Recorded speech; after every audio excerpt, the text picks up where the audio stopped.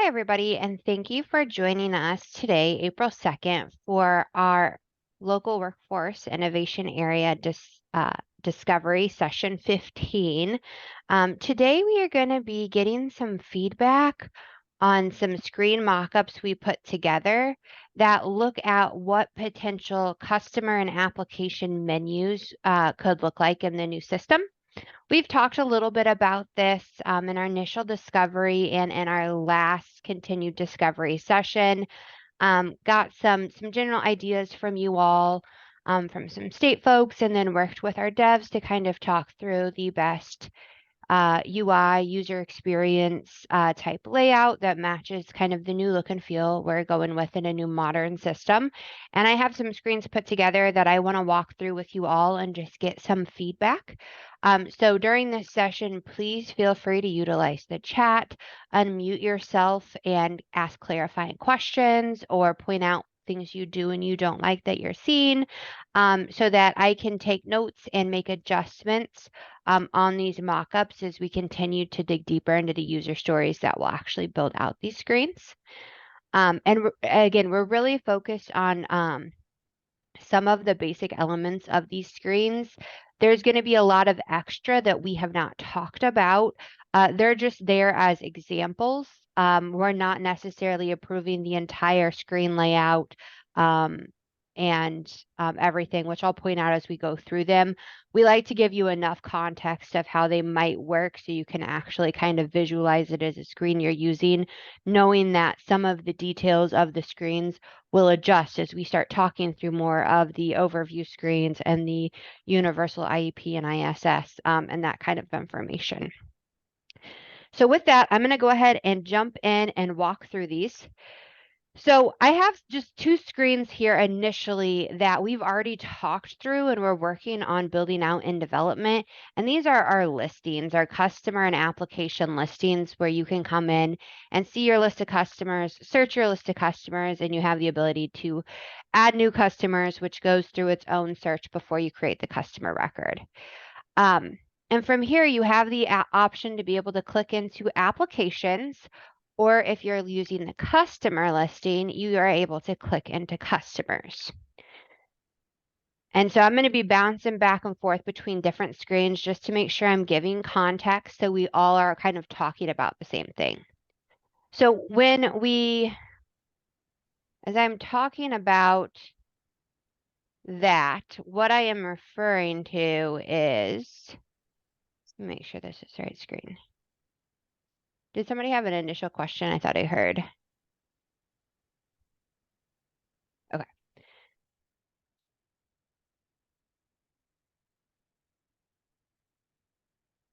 So when we're talking about the listing and search, we're really talking about these initial like lists of my customers and the search my customers. And we've kind of combined those things together and then also given you a way to add a customer, which you can do, which is buried within the search and the listings on these pages.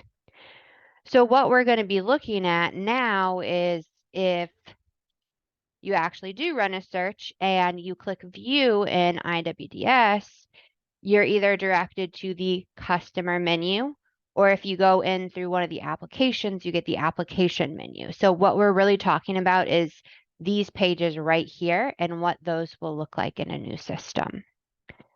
So what we have is if we were to come in and we were to click the name, which is essentially the view button for a customer, we would be directed to the customer menu. And as I scroll down here, I'm going to walk through this page. Let me open the chat so I can make sure to see anything that comes in.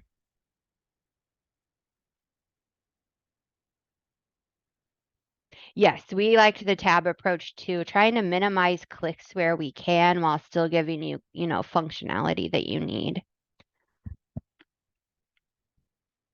So when I come in here and I click next to a customer name to get to the customer menu, we have a lot of the same elements that we see in IWDS. They're just laid out differently, and we've tried to, again, maximize navigation by minimizing clicks. So we have our application section here. So instead of having to click list of applications, we'll have a bar here where we have all of your applications that you can pop open and you can see your listing of applications and be able to get into them as needed. So this is very similar to our list application where you just get that table and then you have to return back to the customer menu. And I did want to point out the way these screens over here work is these are collapsed bars that you can open. So they show like this, and then when you click in them, you can pop them open, and we can talk through these too. If there's any you would like to have like automatically open up when you come into a menu, we can do that. But it helps get all the information on the page without having like an overabundance of content on the page if you're trying to just look at a few things.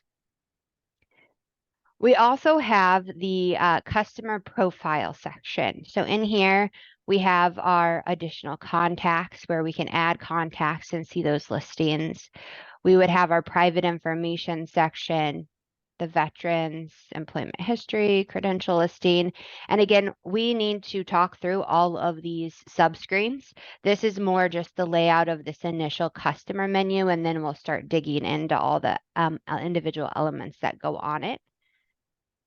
But each of these sections works similarly in this customer profile. We can pop them open and be able to go in and edit the information or view the information that's added. So here's an example of just like popping it open. We have all these bars and we can click and it opens up, and whatever we're looking at, that specific content would show in that section.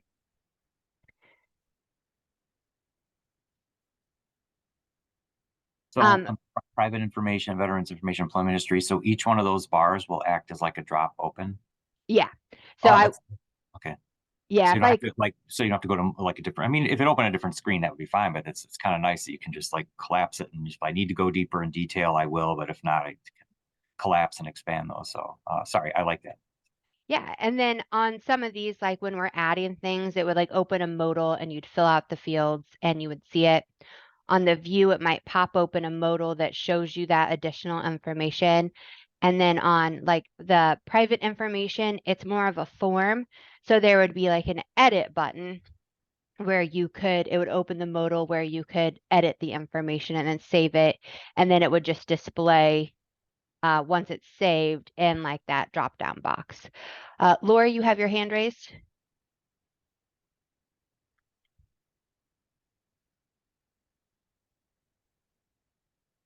If you're talking, Laura, we cannot hear you.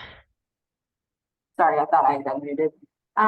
So up on the initial screen that you showed when you talked, you kept saying my customers or my applications. When we do a search, it's going to search them all, not because when you say mine in IWDS, it means those are the ones that I entered. So, but not necessarily all of them. So when we do this search here, customers, it's going to search all of the program, not just the ones I entered, right? Yes, so it'll search all the ones that you have access to based on your role. So not just the ones you entered if there's more that you have access to or have been assigned. We're still digging into the role stuff to make sure we clearly define that. And so we will have some more working sessions on that in a lot more detail. Then will you just make a little note as somebody who oversees career planners? Like there's sometimes if somebody is out of the office or somebody fills in for them, they would need to be able to have access to find their client, somebody else's clients within the agency. Okay. Just a little sign. Yeah, let me note that right real quick.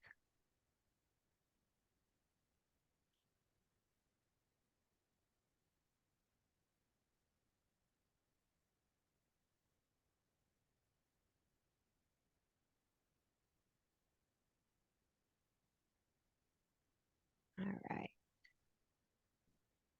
I like that you said that, Lori, because I know in our area, like it's helpful for a person who's in McDonough County to be able to pull up just their caseload per se.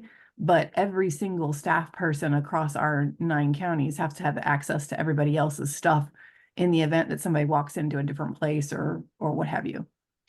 Yeah, exactly. And you know, even if, I mean, there's sometimes when we have somebody who's lived in a different county in the state of Illinois, they might have received WIOA services somewhere else as well. So it's not even just LVF 13. They could have been, you know, they could be from, I don't know, wherever, Galesburg, and they were in, we have 14 and you know what I mean? And I want to be able to read those case notes to see how they were as a client there as well, you know, so. And one of the things we did include as an advanced filter option is the ability to filter by career planner. So we can have different ways to filter that down to make sure we're seeing those we need to see, or if I'm covering for Laura, I can filter to hers and be able to see those when we set up the access and permissions. And then one of the things we're exploring is the ability to mark customers as favorites, to have like a favorited list. We're still talking through that through some other work and a different milestone, but something we can look at pulling over here if it makes sense with the way we set this up in the MVP timeline. Let me jump back to my other mock-ups. Any other questions or comments before we keep going through this page? All right. One of the things I did want to point out is update contact information. So in IWDS, or the way you guys currently have the ability to do this, is contact information is one of the customer profile informations. But one of the things we utilize in our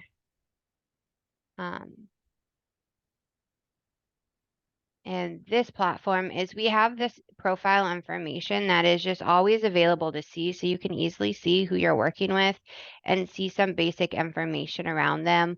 We'll review all of these as they might not all be applicable for the transition, but you do have the ability, I've kind of changed it around for the new system, you'd have the ability to update contact information, and that's where you would be able to come in and update the type of information you would typically update in contact information for the customer. And then all that is accessible over here. Just to clarify, so in IWDS right now, you have 2 places where there's contact information. One is in the application menu and one is in the customer menu, right? Once the application is certified, you cannot change in IWDS right now the application contact information, but you can change the customer. So is that staying the same? Yes, so all the information once it's certified, we just went through with our devs because they're hooking up some of the database tables. The application information, especially that initial part that we're talking about, we have not dug into the full application yet, but we've started talking about the basic contact information as it relates to the customer record and creating accounts. That will be stored in 2 places. And once the application is certified, it cannot be changed. So like their address won't be changed, or if they change their name, and we have an older name with the application, it'll all be stored how it was when it was certified, but we can still update the customer menu to clarify that. And we're looking at ways to tie that in a way that it's still easily searchable in the system and can make connections to minimize duplications and be able to find things based on IDs.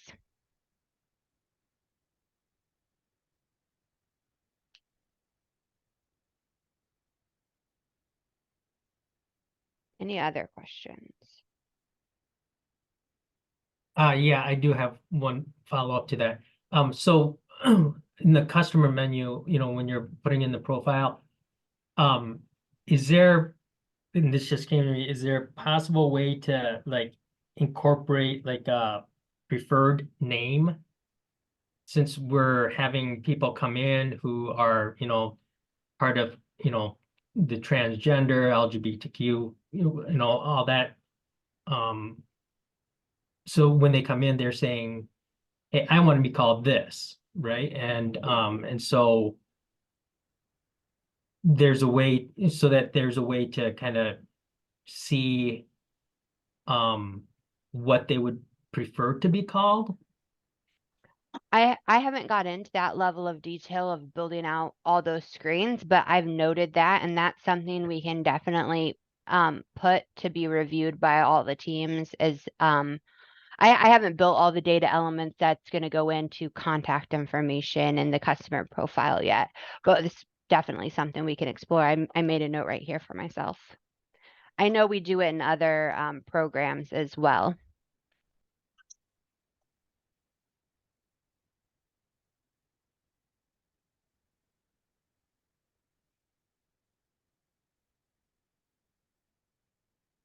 No, the left side of the column is it sticks. So as you move throughout I'll just show you an example over here.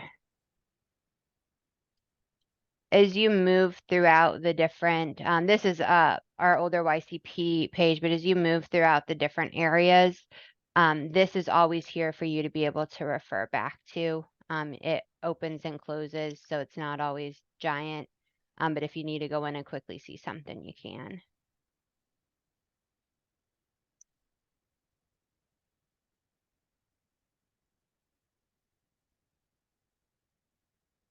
Awesome. And then, as I mentioned at the very start of this, we're still talking through like all the details of what a lot of these sub areas are going to look like. I'll go through and do build outs for add contacts, all the data fields that'll be there for add contacts and what those screens will look like. We'll run those past all of our groups, put them past our visioning groups. So we still need to get into that. This is more about this initial layout, make sure we're moving in the right direction so that as I keep moving forward and building these, I am, moving down a good path. And so we also have things like referral and view wages. So those come into play. Are listed here. I have a note here. I need to have a lot more conversations around this piece and what this is going to look like in a new system. There's some additional work being done. So we're going to kind of jump over this because this is kind of dependent on some other stuff. And then we have our view wages where you will be able to expand this and see the wage table for that customer if they have any wages associated with them. And then another feature, did somebody want to say something? Good morning, this is Christy. I have a quick question about the wages. Are you saying that that's from the UI wages are going to be there no matter, like they're just matching that record right then and there? Is that what you're saying or no? It's matched on the same cadence it normally is. Okay, It's just replicating the view wages. So when they do okay, have them, you can see the listing. okay, thank you.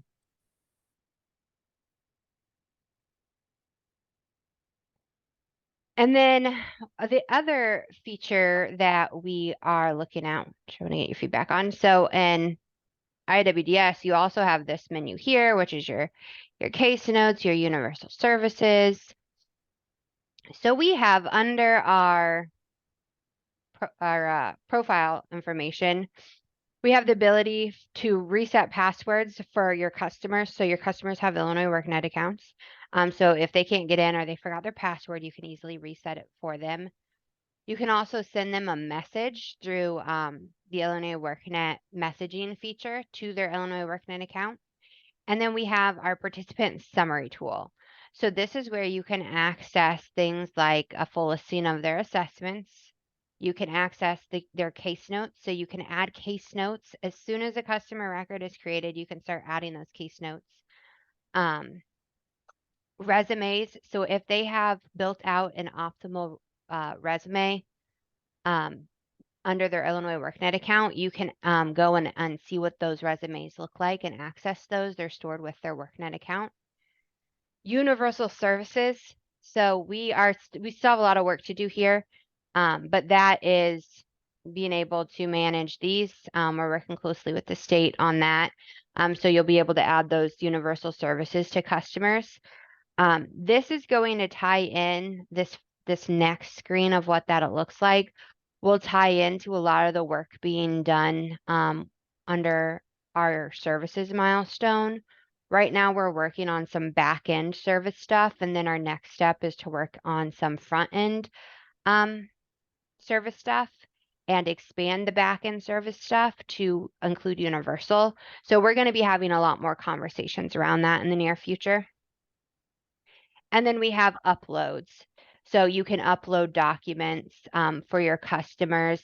We will be working closely with DoIT to identify how that will work. We're working with them through that through some other work.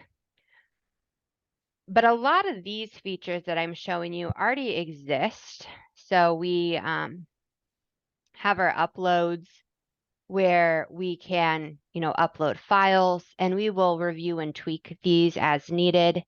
We're going to need to update like the categories for the new system.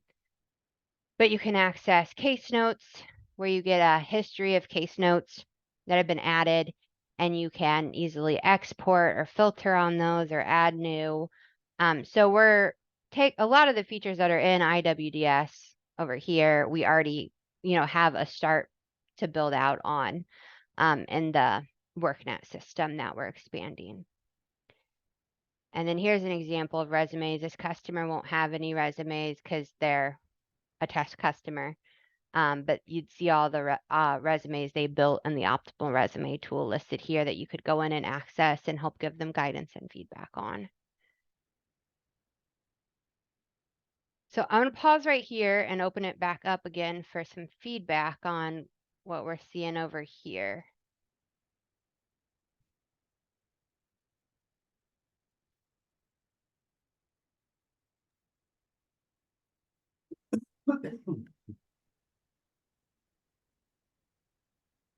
I just had a question on the uploads. I like everything, so far that's being laid out. But on the uploads, is that for the purpose of, what is that for the purpose of? Because like right now, we're not, IWDS has capability for us to upload documentation, but DCO doesn't want us to do that unless specifically told for like monitoring. So is that upload going to be used in that same way, or is that going to be used where we would upload like eligibility documentation to verify eligibility so that they can do remote monitoring and things like that?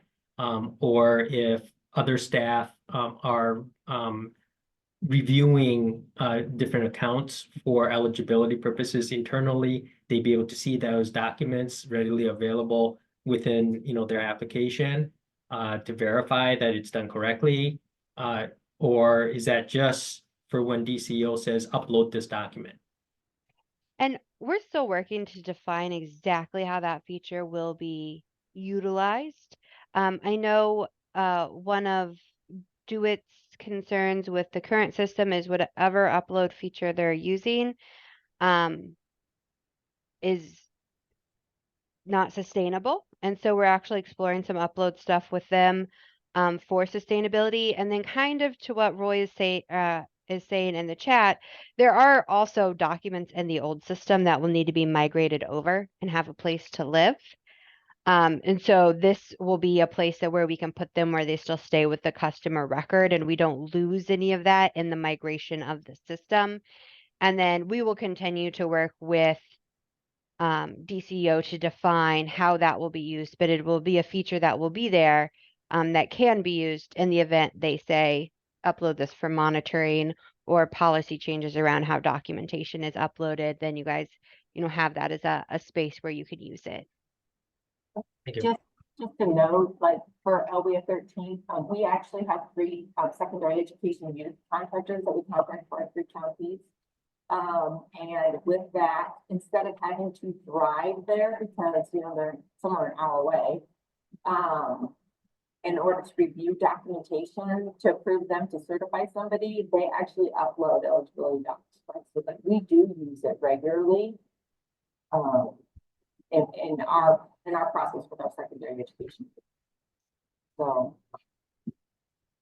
Yeah, I was gonna say we used to do it all the time. You had to do it for it was required for a lot of TA participants. But I was just gonna say for our area, if we do use it, it's similar. It's for youth, offsites, youth sub recipients that we to make it easier for uploading. And I was just curious. I mean, I did, and if this is getting off topic or or more policy related, then that's fine. I was just curious if DCO was because I don't know if we've ever had that feedback from any monitorings over the years or recent years, but are they leaning it kind of against using the upload feature because of encryption and security, or is it because which would be understandable a data storage issue? I just want to make sure, like, if they're discouraging or and that might be, for lack of a better word, uploading documents.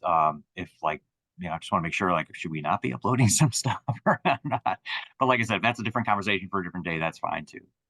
Well, Mark Bird is on and he has his hand raised. So I'm going to let him talk because he might answer your question. Actually, mine's for another one. I know there's various reasons right now we're not, allowing all the uploads. Part of it is system, part of it is PII. I know we've had this conversation in these meetings, maybe not with the local areas involved, but, I thought that was like a phase 2 that we're gonna be able to make that happen. Is that not correct, Olivia?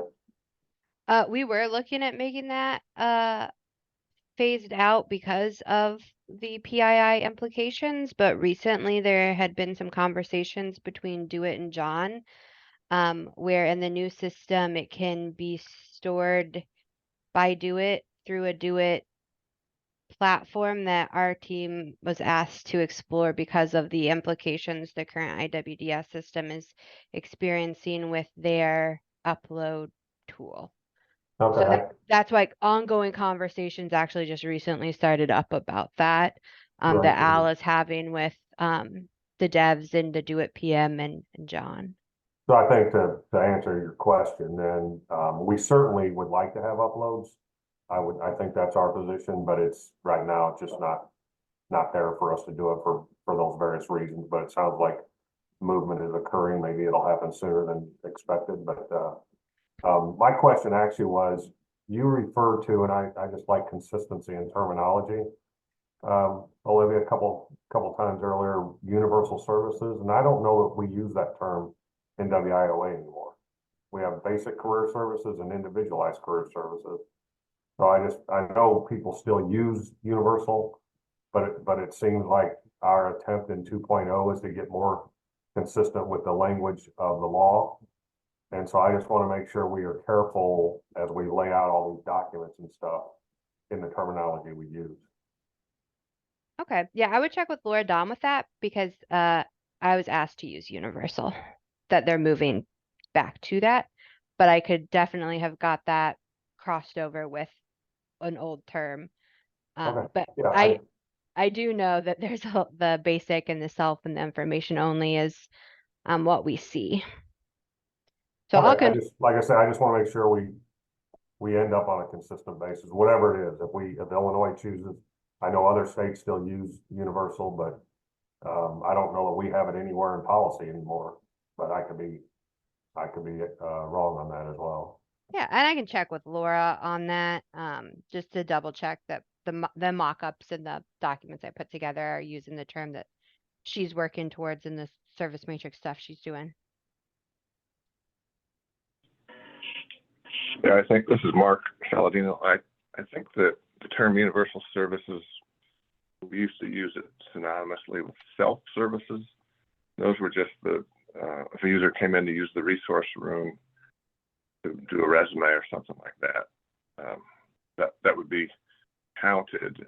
And those are the folks that for federal reporting get counted as the self-service only customers. So it's a little bit different than the career services.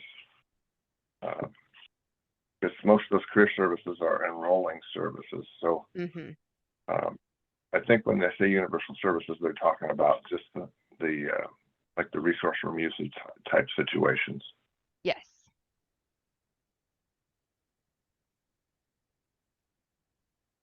Any other questions here before we look at the next menu, which is, okay, now I want to go into an actual Okay, application. hold that thought there. How you said it, additional question.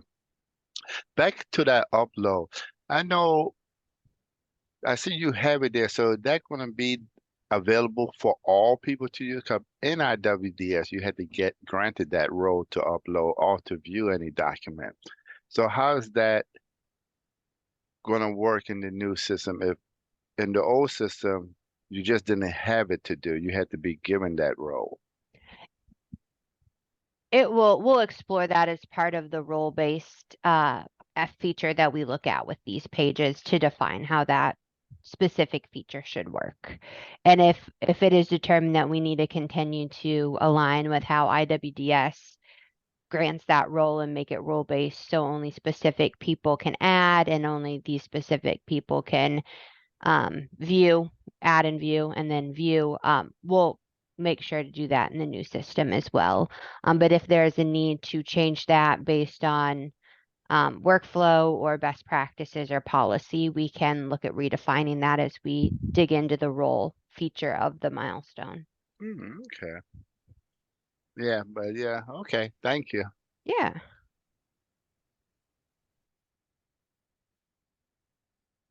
Any other questions here? I don't want to speed us along too quickly if people have more questions or comments on this page.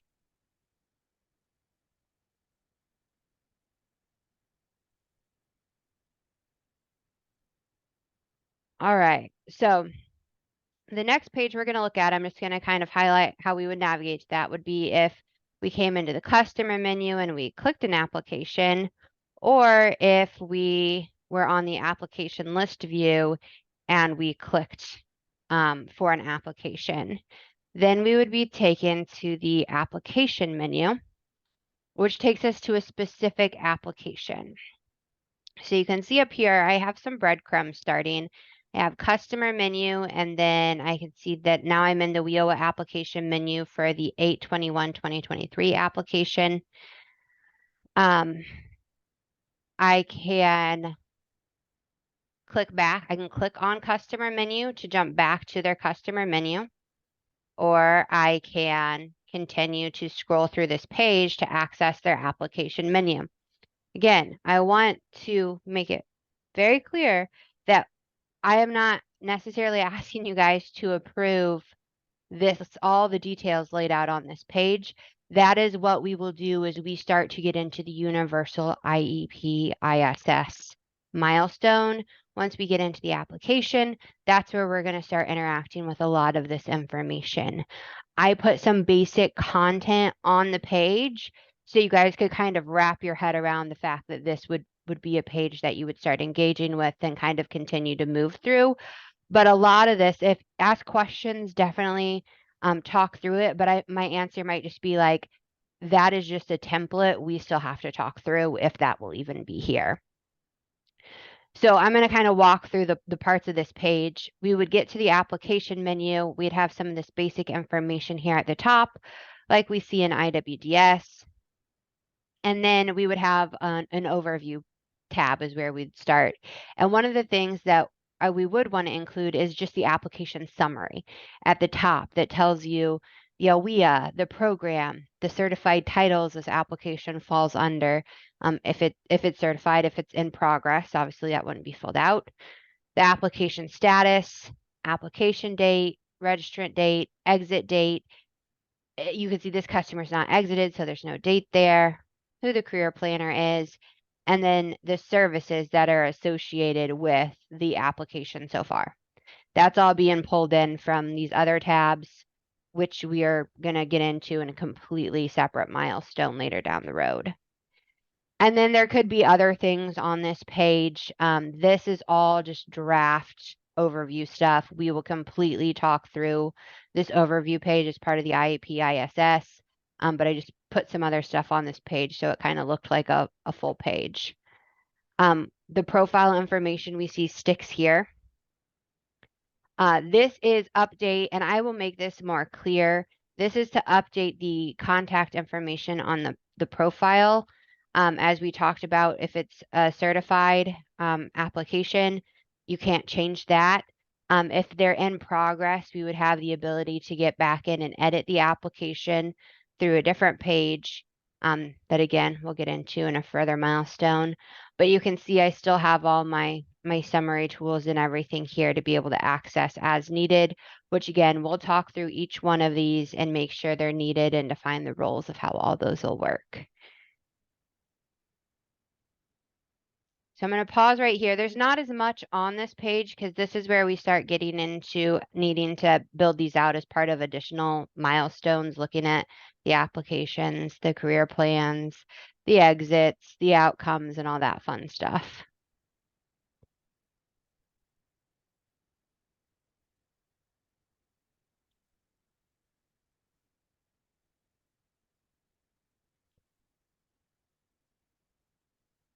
And this is where, let me grab a customer with an application actually.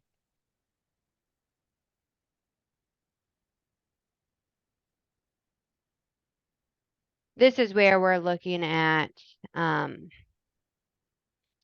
we would start building out this page. So we have some of the basic, like the application summary and some of this information, but a lot of this right here is going to be embedded in these tabs.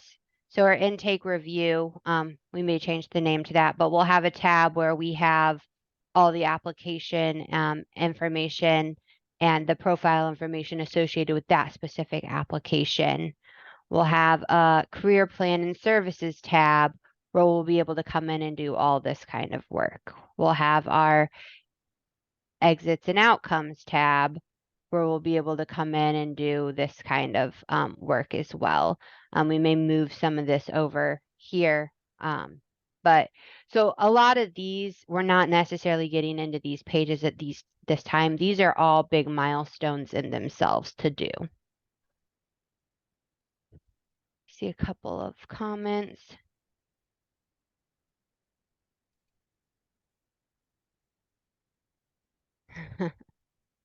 So definitely feel free to come off of mute. Let me know what you think, what you like, what you don't like, and use the chat as well.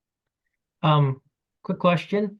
So this is good. So the applicant's summary right there on the very, the top part where it's services, that's equivalent to a quick show of all the list enroll services that's in IWDS, right? Yeah. Okay. And so then when you're starting to build this out, if you go into like, let's say, exit tab, because you're going to exit a person and so forth, and you're going to start processing that, but then you're like, oh, I forgot this information, so I need to go and look it up. So you go into the, either the career planning or intake, whatever, another tab.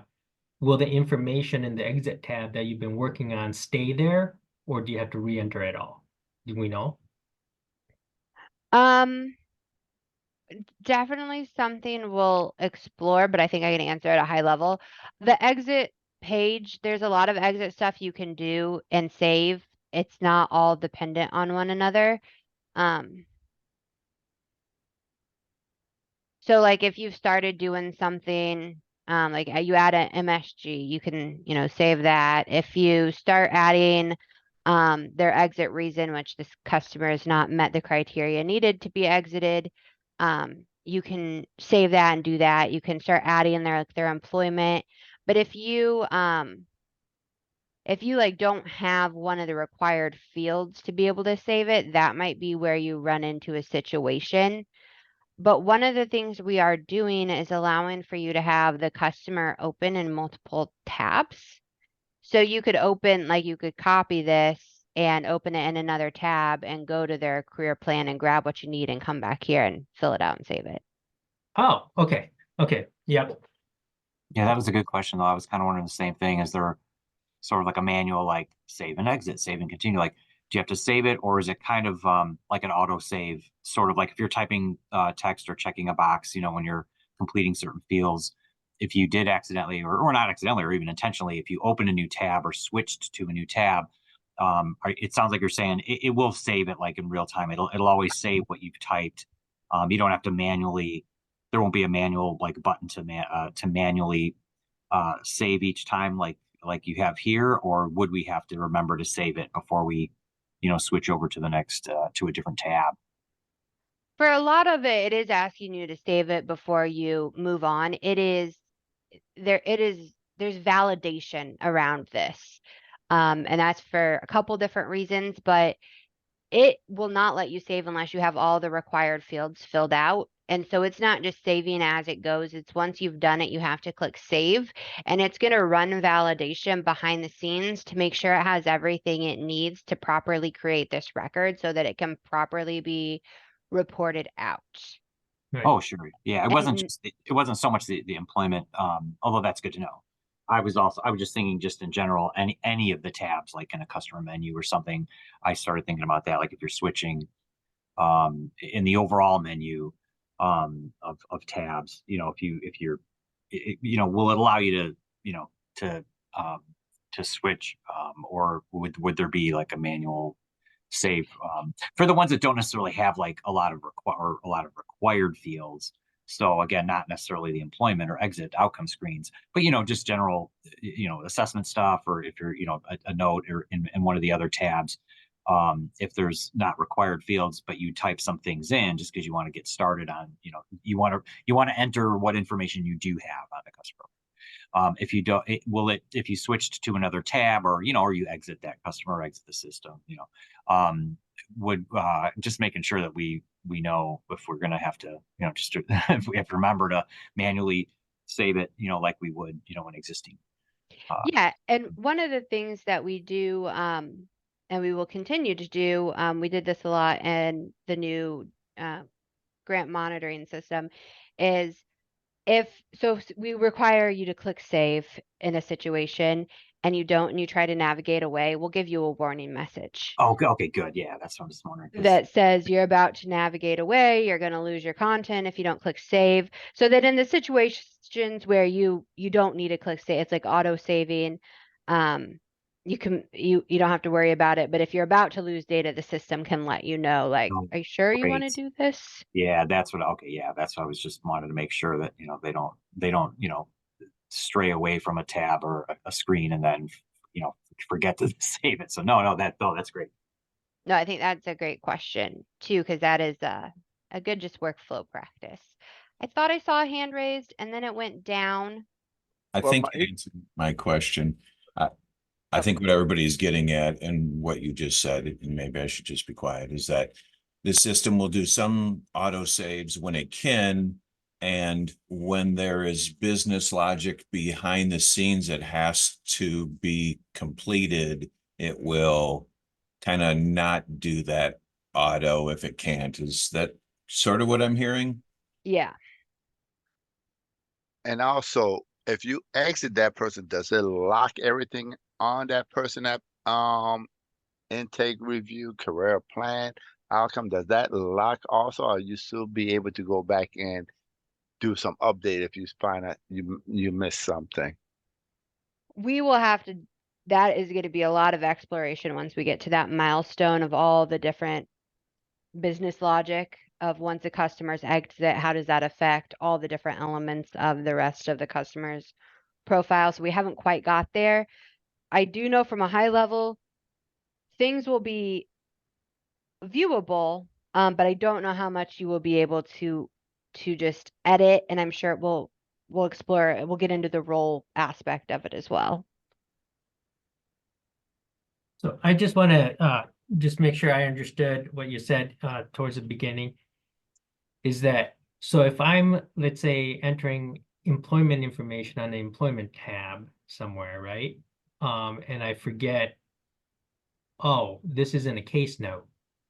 So like right now, if I'm starting to put in some employment information and then I'm like, oh crap, I gotta go and get this information because I don't know it all, right? Now, can I open up a case note for this person and not have the employment screen go away so that I don't have to re-enter everything, right? So because I might have half of it done and then forgot, like how much they were earning or how many hours they were working. So then I have to go into the case note and look up that information. But so like right now in IWDS, I have to completely go out, go into the case note, grab all the information, then go back into the employment screen and then re-enter every single piece of information because obviously it didn't save because not all the required items were put in there, right?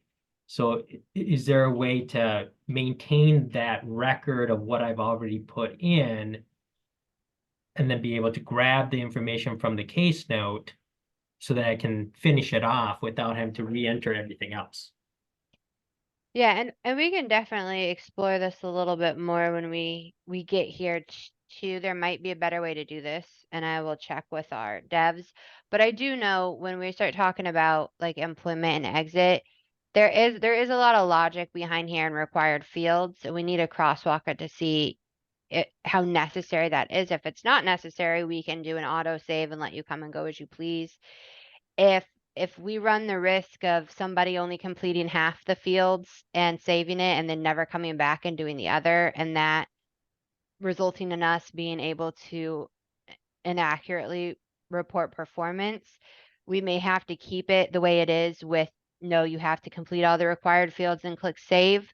But there is always the workaround of I can be doing this and realize I need to see case notes, copy the customer's URL, open a new tab, paste it in here. I'm still in Amy Hare. I come through my case notes, find what I need, get it, and then jump back here, put it in, and click save. I was So gonna, all good. my work stays there. That's good, because I was thinking the Awesome. same thing that you did say you could go back and look at those tabs and see stuff. So that information with the employment, it was already there. And when you put in information in there, I see you got the red tags. So that means that information is needed. So, okay, And good. this is from our older YCP. We have not got to this in the new system to determine if all these will still be required or even the questions we asked. I just feel like it's easier to talk through some of this with some example visuals for you all. But don't look at this and think like this is what we're doing. This is just an example that we'll build off of and refine for the Well, the transition. address is a good thing to have, the title, the positions and stuff like that, because then for board, when we report into the board, they want to know what company is hiring.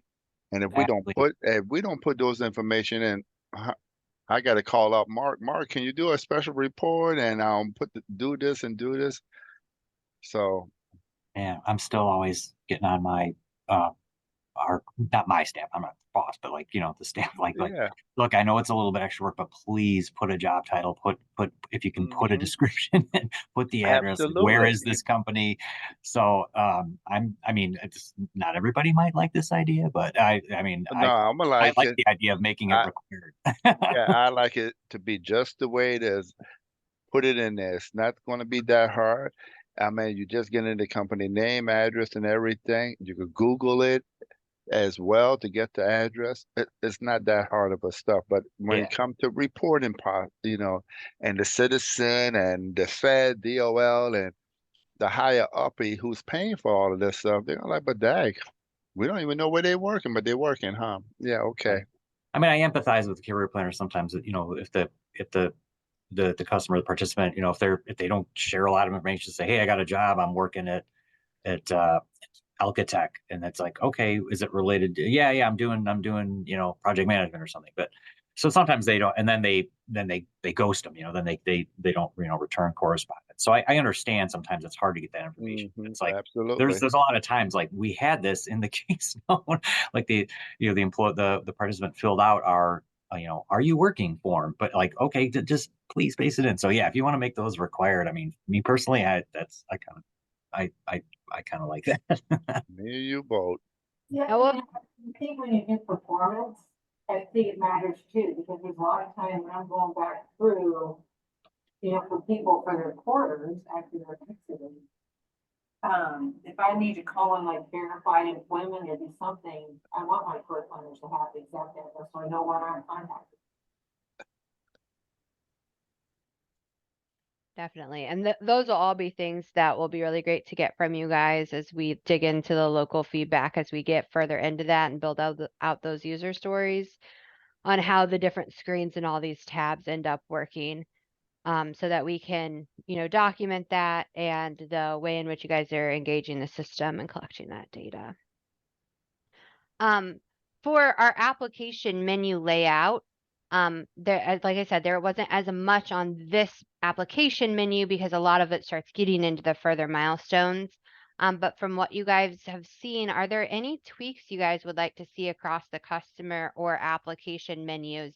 Because our next steps is to take what we've learned today and start taking it the next step further of really then saying, okay, these are kind of how our pages could be built out. Let's start building these different sections out further and digging into what data fields would be here and what data fields would be in here and the modals that would pop up and the interaction.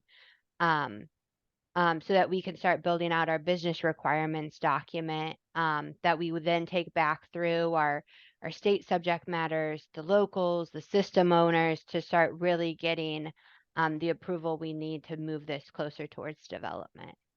So if there is anything here you guys want to see differently on these initial high level page, now is the time for us to know so we can be sure to make the tweaks and incorporate that as we keep building these out. Will you have, and I apologize because I probably could answer the question myself if I went and just logged into our, the in Illinois workNet, the IWDS 2.0 page. But to see if maybe you guys already had it in there. But would you have any like screen grabs of these mock-ups that you're showing us? I could bounce it off because Thaddeus is my counterpart and Maureen are out. Well, Maureen's in meeting, but Thaddeus is out sick today. So I was just gonna see if they had any last minute feedback, maybe tomorrow or something. But I didn't know if maybe it was already if it was in here. I don't, but I will add it. So when this session is over, I recorded this session, so I will connect with, I can't remember who on our team is doing this. Somebody on our team will come in and add the recording of today's session with the description and add a resource. And it will be a PDF that will contain the mock-ups that we looked at that you guys will be able to access. Okay. So we'll get that added typically within 24 hours of the conclusion of today. No, yeah, whenever you can, that's fine. In fact, and I was even going to say like, well, once the recording's up, I can just kind of fast forward through the recording, and I could just take screen grabs watching the recording of it as well, if worst case scenario. But if it's something, yeah, I was just wondering if it is something you normally would be planning on posting anyways, and I'll just wait until those are up. But that would be great. Yeah, it'll be a PDF export that'll probably have the word draft like watermarked on it because these are drafts we're working through, but you'll be able to refer back to those in the recording. I have a question about the services part. Mhm. As you're looking at this application summary, because I'm seeing like little arrows that you can toggle down. Like when you go into services now in IWDS, the layout is really nice because it gives you almost all the services. If a person is doing a lot of stuff, it might go onto a second page. But for the most part, most of them, all their services are listed right there on that front page. Mm-hmm. And then you can click on each individual one in order to go in and do what you need to do. Or is it only going to list like 4? Or does it expand down, or these little arrows up at the top? How does that work when you want the service all? I mean, it's a solid like one piece. Like I don't want, I mean, it'll work. It will list all and we can link to them. I actually just grabbed this example off of a example customer in IWDS. These are sortable. So if you want to sort them, so you're by date. So like right now they're sorted by date. If you wanted if you click on them, it's just going to sort the order, but it's not anything other than, let me see if I can find an example. It's not like a scrolling, like just expand. No. Oh, okay. I was thinking the same thing. Sortable. All right. No, that was a good question because I started thinking the same thing. I don't have like you can see them here, but like if we have them in a lot of our data tables, if I want to see like sort it, so, the, by career planner, staff name. So I see all of Bob's and then all of Olivia's. I know that's probably a bad example, or you want to see them sorted by status. So you can see all planned, all open, and then all successful completed, like stacked. They're just sortable headers. but you will see all. So it should be a table that sorts all. We may have to like max our table out at a specific size if they get too big, but then we can have pagination. So like you can see 1 through 10 and then have like a next page to see, 11 through 20 and a next page. And then we can make them clickable too, because I think that was the other thing you said. Like you can go into them. Oh, yeah, yeah, absolutely. I was just It- concerned there because when I wasn't sure what the little arrows were for, and I mean, I want my services I want them all to display, and I want to know that they're hanging together, that they're not, you know what I Yeah. mean? And so we can link them so like you could click on the service name and it would open, like take you to the service. Right, okay. So yeah, it's just sortable. Is the sortable headers like make sense to everybody? I can dig up an example if you want me to, but if you're all are like, yeah, we know what that is, I won't worry about it. Yeah. Got it. Okay.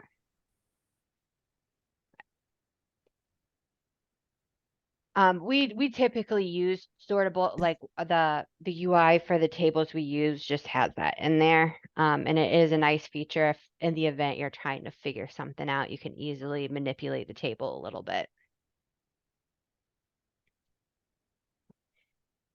Any other questions or comments? Yeah, hi, this is Christy.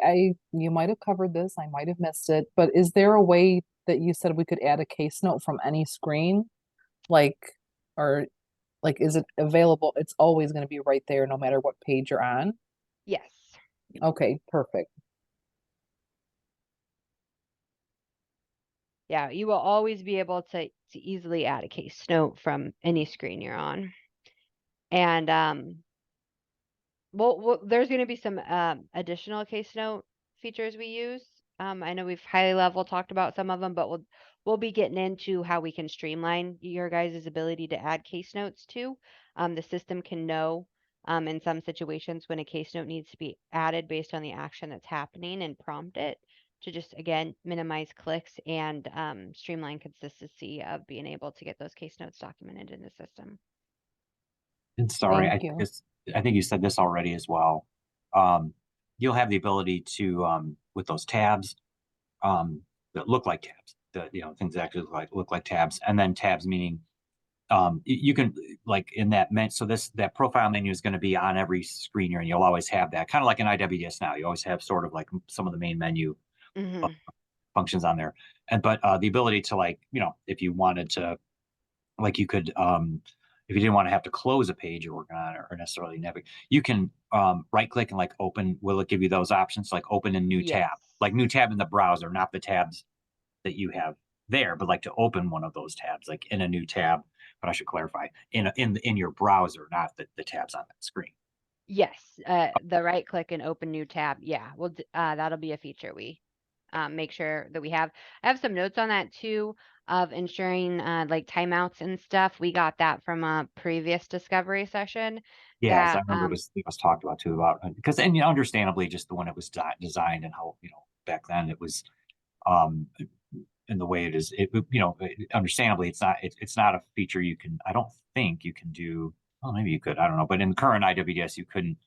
I don't think you can right click and or maybe you can, I don't know. I never thought, I didn't know if you could, but like working on two screens within an application simultaneously. So like here you potentially you could open something in a new tab and be saving that. But I understand what you're saying about the timeouts and other things that technically they have to be explored to make that, to see how that would work. But it sounds like it would be something you're going to include. So yeah. that's good. Hi, this is Christy again. I might be getting ahead a little bit. So I see your tabs, and the one of them it says intake review. Would that be the WIO application Yeah, or no? we'll look at like rename the potential to need to Mhm. rename these, but this would be where you could do like your application and Okay. different intake activities and then move to doing your career Mhm. plan and yeah. And Is there one for the assessment, or that's the same thing as like the career plan? And we'll explore where that fits in, if it is in Mm-hmm. intake, in career plan. Right now, we also have it down here where you can Oh, always okay. access a full listing of their assessments. Mm-hmm. And so it might end up being in multiple places too, because for ease of access and workflow and stuff, it might need to Mm-hmm. be. I say, well, that's not a bad thing. So, Yeah. and one last thing. So I see how you have these complete, not complete, action required. Um, so like if you're going through the WIOA application, will it be green? Like, well, I don't want to keep saying like in Career Connect this, but it is helpful. We have these when you're inside the WIOA application, it kind of is a little bit set up like that where they have the tabs. And as you complete it, it turns green. If it's not complete, it's yellow. So would it be something like that in the WIOA application or no? Or you're Yeah. not sure yet? Yeah. This part right down here is just content to have on a page so it looks like a full page. Okay. Not saying we're going to do that. We might. It is features we use other places that a lot of folks like, but we definitely need to dig into that. And then the application, we still have a lot of conversations around what that'll look like. How we Mhm. currently have it in workNet, which we're going to be expanding off of, and it could still definitely change quite a bit, is it will still use a guided approach, and it does something similar where it kind of Mhm. has things chunked out in buckets and you can see your progress through it. And this is where we have a lot of abilities to save and continue later. It's not an all one and done kind of thing. Mhm. And you can easily track where you're at and see what you still have left to do. Okay. Would there be an option to save like a partial or Yeah. okay. Yeah. All right. Thank you. Hi, I'm sorry. I jumped on late and you may have covered this already, but I noticed at the top of this slide here, you have where there's right up under profile, you can update contact information. As it stands now, if the contact information is changed under the customer menu, it's not changed under the application menu. Will that be something that's addressed as well? Yeah, so we talked about it a smidge. This is the contact information for the customer menu. So when you update it here, we'll update for the customer menu, which we always also see over here in the customer menu. When you do the contact information as it relates to the application, that will be stored and saved with the application and the date of certification. It will not change. So if I come in later, whether it is, a week after certifying or a year after certifying, and I've moved or changed my name or, whatever contact piece changes, it will update. If I update it here, it will update my customer information, but will not change my certified application information.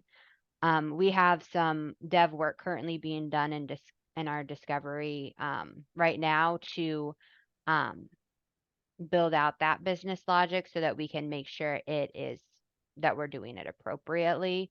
Because we do know once the application is certified, it's not supposed to change for reporting purposes.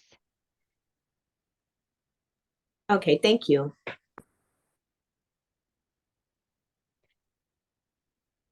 I had a question that I don't know that it directly relates to this, but it just popped into my head as I was looking at this.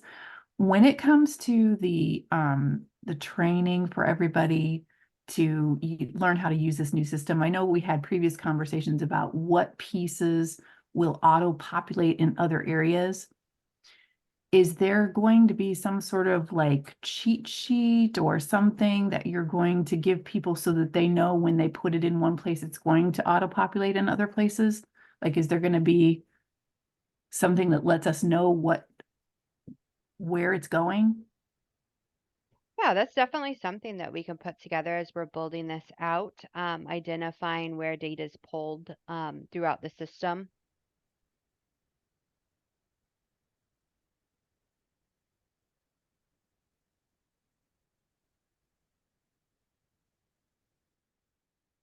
Making a quick note of that so we can look at having that as part of a resource for implementation.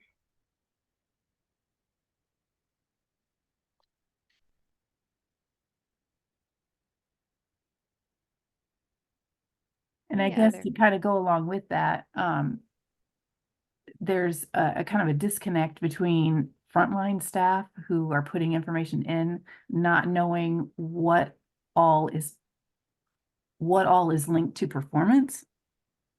It would be helpful to kind of include that as well, so that everybody's clear on you go in and you change this information, this is the impact that it has here, instead of just like one person in the LWA being an expert on performance.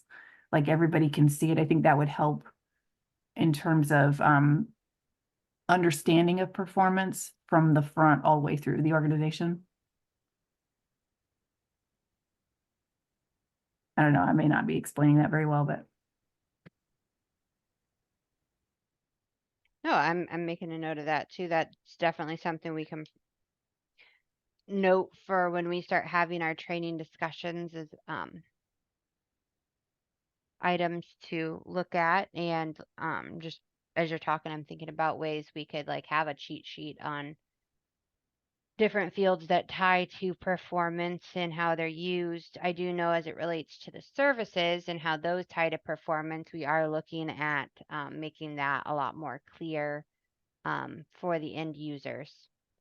So there are some things we're doing in the system, but some of it may need to also just be like additional training support that's provided to them.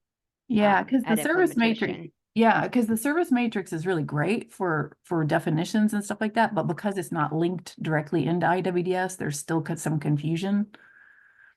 Yeah, and in the new system, one of the things we're exploring actually as part of one of the milestones we're working on right now, we're working on some data templates, but then the next step of that milestone is to build out the way services are input into the system. And we're going to explore how we can do that in a way that links more of that service matrix information to the services in the system so we can spit it out to the end users like using those services and have more transparency of that without having to have the service matrix right there being crosswalked in real time by them.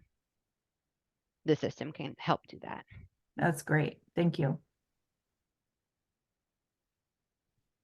This is Mark Burgess. I think we need to have a further conversation on that. While I don't disagree that everyone should have a basic knowledge of performance, I want to understand that a little bit better, and making sure that people are recording and reporting what they need to, irrespective of the performance outcomes. That's the point of a system, is to record everything accurately, and performance will occur as it needs to occur. I wouldn't want people to start, I don't want to say manipulating information, but putting information in there because they now know it might do this or that to the performance outcome. But I may not be understanding fully the question or the need for everyone in an LWIA to have a certain higher level of performance understanding. I mean, we have the performance experts for a reason, because we have a lot of meetings and conversations and training with them to ensure that they have that knowledge, and not having a certain level could in my mind be a potential issue as well. So I'm not trying to deflect your question or the accuracy or the validity of it. I just want to make sure I understand it a little bit better before we start putting too much into it. And I can make a note of that, Mark. One of the milestones is performance. So we'll be having lots of conversations with all the teams on that. So we can kind of dig into that with the locals and make sure to have you on those conversations so that we're all on the same page and understanding of what we would like to see versus what we probably should be seeing and what is reasonable to see in an MVP. So I'll put that with my other notes that I was taking. No, thank you.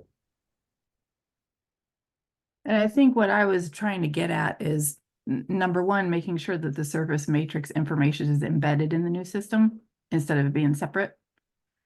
Because the service matrix is great, but it came so far after IWDS was created that, having them linked together would be awesome. And then there are certain little quirks of IWDS that people at the front line don't quite understand. Like you could accidentally check one box that doesn't really have doesn't seem like it has an impact on anything, and then it takes somebody out of a measure in performance, that kind of stuff. Like it would be helpful to at least have the performance people know how all of that stuff is linked together. Not that anybody's going to manipulate it or whatever, but because from a knowledge standpoint, it's helpful to know that everything that you put in there matters, and you should be capturing all the barriers, and you should be doing this and that, and understanding how it impacts the rest of it. Definitely.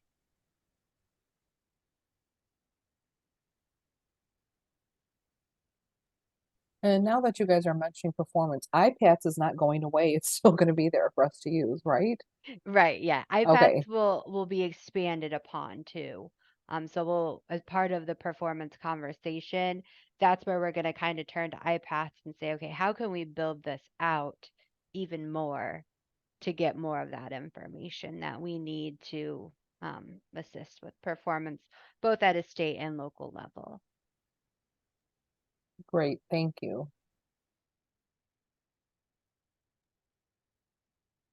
Any other comments or questions?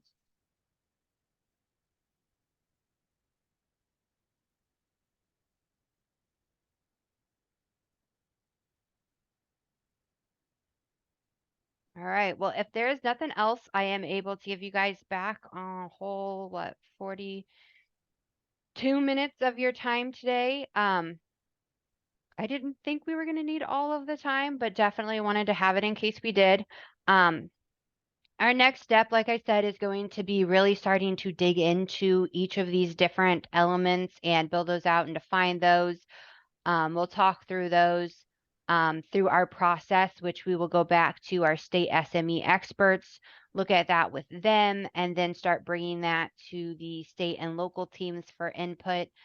So it will be a couple more weeks before we dig into this again with you guys. It may be somebody else other than myself actually taking the next stab at this.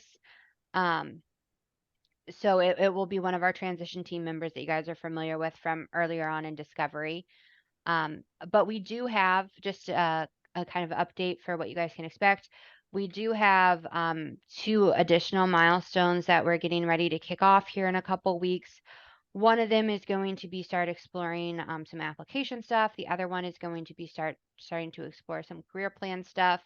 Again, there's several steps that we go through with all the different teams and putting together the mock-ups and the user story. So it does take time, but you will see another local meeting where we bring some visuals and some processes to you guys to get your guys' feedback on that kind of information as well. So again, we're going to stick to our schedule of scheduling these on either a Tuesday or Thursday morning during our regularly scheduled program hours. As things start picking up with the milestone build out, if we deem it's necessary, I'm going to connect with Al a little bit more on this.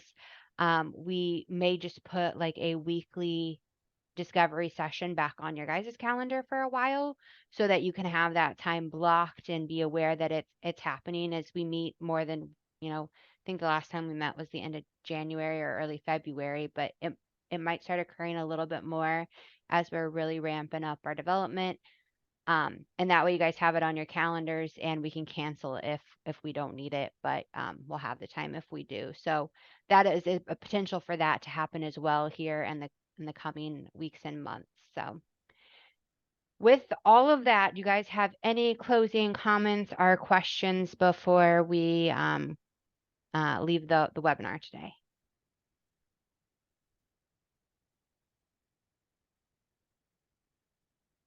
All right. Well, thank you all so much for your time and your feedback and your knowledge and expertise in this area. As always, it's super helpful for us to be able to take this to the next step. Thank you guys so much. Thank you too, Oliver. Thank you. Thank you. Have a good day. Everyone Too. have a good